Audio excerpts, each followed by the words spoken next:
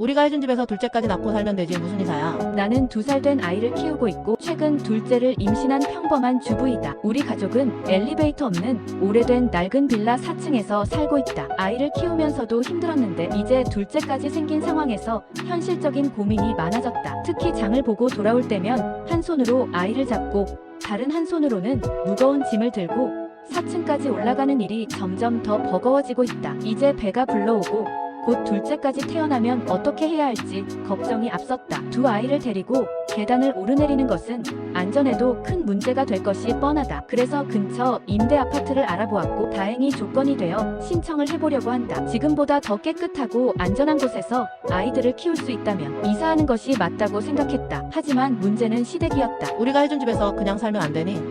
남들도 다 그렇게 애 여럿 낳고도 잘 산다.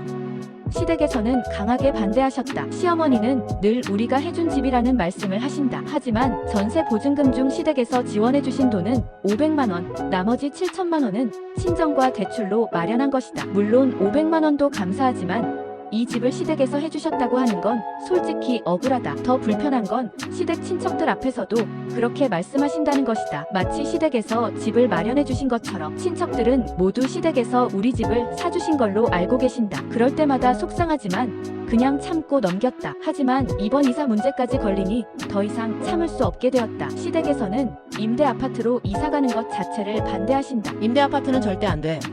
사람들이 뭐라 하겠어. 체면이 있는데 친척들이 알면 뭐라고 하겠니?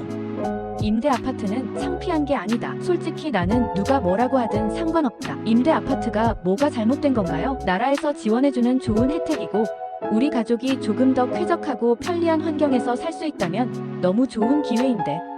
하지만 시댁은 오직 체면을 이유로 이사를 반대하신다. 반면 친정에서는 내 걱정을 먼저 해주신다. 그래, 임신해서 배 불러오면 계단 힘든데 깨끗하고 엘리베이터 있는 임대 아파트로 이사 가는 게 낫지. 우리가 능력이 되면 도와주고 싶은데 미안하다.